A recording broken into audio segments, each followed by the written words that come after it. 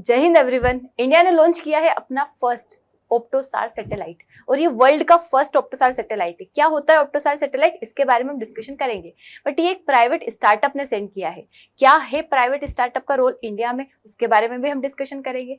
क्योंकि क्या होता था कि पहले देखिए गवर्नमेंट का ही रोल हुआ करता था स्पेस सेक्टर में, बट जब से इन स्पेस बना है, ठीक है, इन स्पेस बना है, उसके बाद से स्टार्ट हुआ है प्राइवेट स्टार्टअप। मतलब अब प्राइवेट कंपनीज भी अपनी सैटेलाइट या अपना रिसर्च पर्पस से कुछ भी काम कर सकती है स्पेस में। इसके लिए इन स्पेस बनाया गया था। उसके बाद प्राइवेट का भी इंक्रीमेंट यहाँ पे हुआ है और उसके बाद हम देख सकते हैं कि प्राइवेट पर्सन के इंक्लूड होने की वजह से कितना सारा डेवलपमेंट स्पेस सेक्टर में हुआ है हमारे देश में।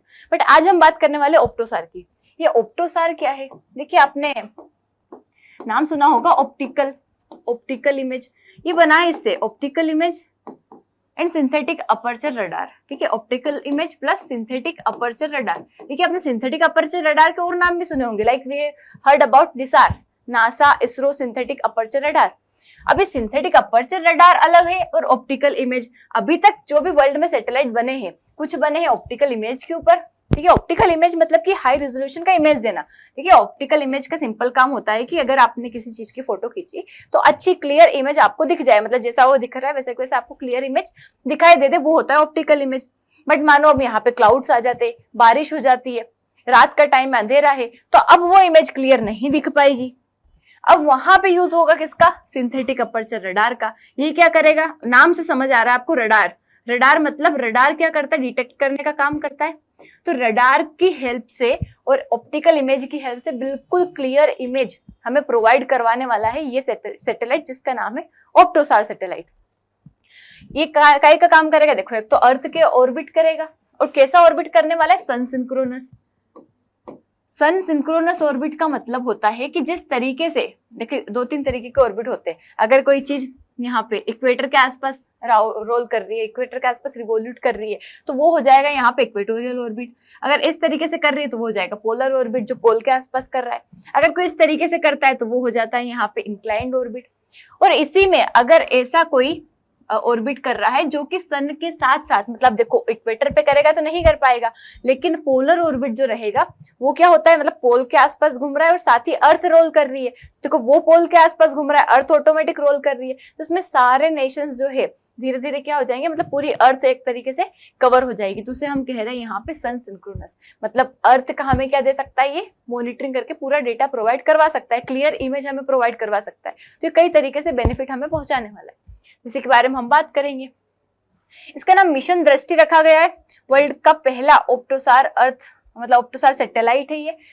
ऑप्टोसार का मीनिंग मैंने आपको बता दिया, मतलब एक क्लियर ऑप्टिकल इमेज प्रोवाइड करवाएगा और सिंथेटिक अपर्चर रडार है यहाँ पे। And it was developed by एक प्राइवेट स्टार्टअप जिसका नाम है गैलेक्साई। देखो गैलेक्साई की हमने पहले भी बात करी है, गैलेक्साई के द्वारा ये किया गया है। और कब लॉन्च किया है इसको? मतलब अभी मई 2026 में इसने पहले सैटेलाइट अपना भेजा है। किसके थ्रू? फाल्कन 9 नाम के रॉकेट के थ्रू। स्पेस एक्स का है, स्पेस एक्स एलन मस्क की कंपनी है, उनका फाल्कन 9 रॉकेट के थ्रू इसे भेजा गया है। और ये advance privately built earth observation satellite है। मतलब एडवांस है ही सही, क्योंकि अभी तक ऐसा किसी ने नहीं बनाया है कि जिसमें ऑप्टिकल इमेज और एसएआर दोनों का यूज हुआ हो। सबने अलग अलग कई सारी सैटेलाइट्स बनाई है, बट ऐसा अभी तक नहीं बनाया है। And what is it's main objective? इसका काम क्या रहेगा?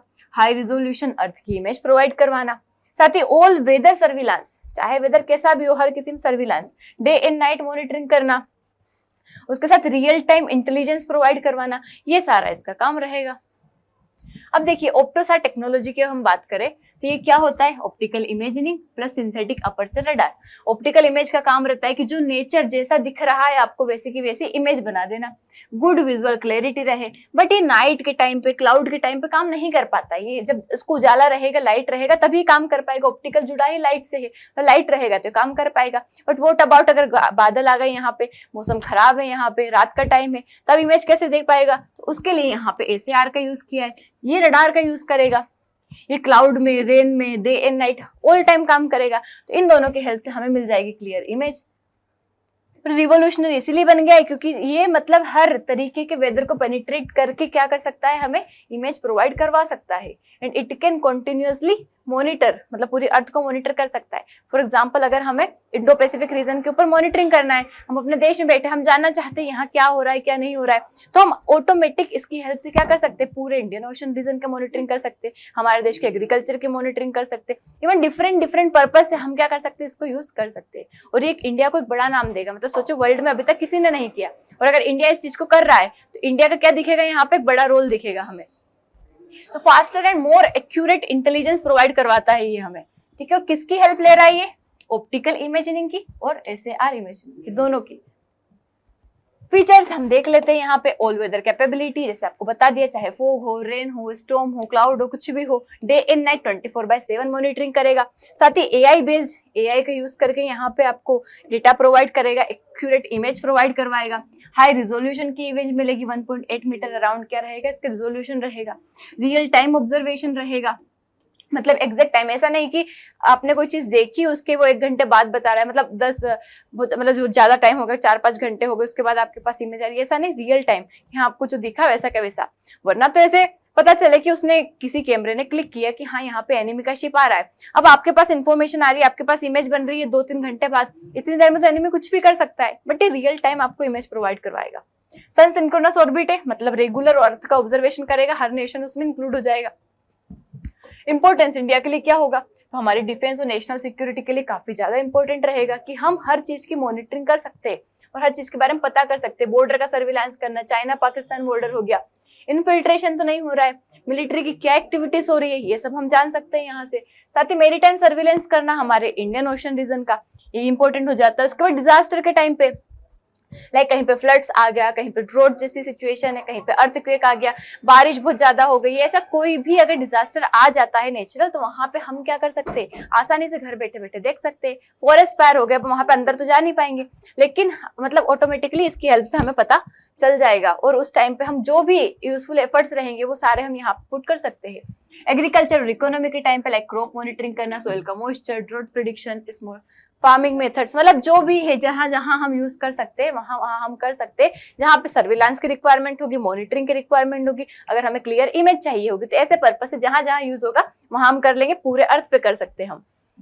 देखो हमारे डिपेंडेंस जो है दूसरे नेशन के सैटेलाइट के डेटा के ऊपर वो कम हो जाएगा, क्योंकि देखो अगर कोई दूसरे नेशन के सैटेलाइट के हम डिपेंड कर रहे हैं उसके ऊपर, तो वहां से कुछ भी मतलब वहां पे कुछ करते हैं, कोई प्रॉब्लम क्रिएट करते हैं, या फिर हमारे डेटा के साथ अगर कोई कुछ भी मतलब छेड़खानी कर दी कुछ, तो उसकी वजह से हमें प्रॉब्लम आ सकती है।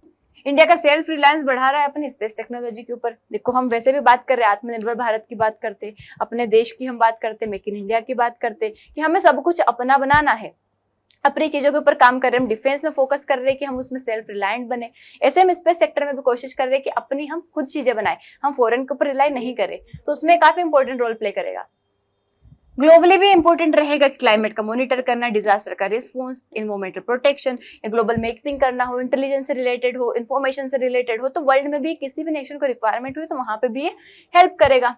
जियोपॉलिटिकली भी अगर हम देखें तो इंडिया एक अलग स्पेस पावर दिखेगा कि नेक्स्ट जनरेशन की सैटेलाइट हमने डेवलप कर ली है, स्ट्रेटेजिक ऑटोनोमी दिखाएगा, मतलब surveillance capability without relying on foreign nation हमें बता रहा है ये। साथ ही इंडो पैसिफिक का इंपॉर्टेंस, वो रीजन हमारे लिए काफी ज्यादा जरूरी, सी रूट जरूरी है, तो उसकी हम मॉनिटरिंग बढ़ा पा रहे।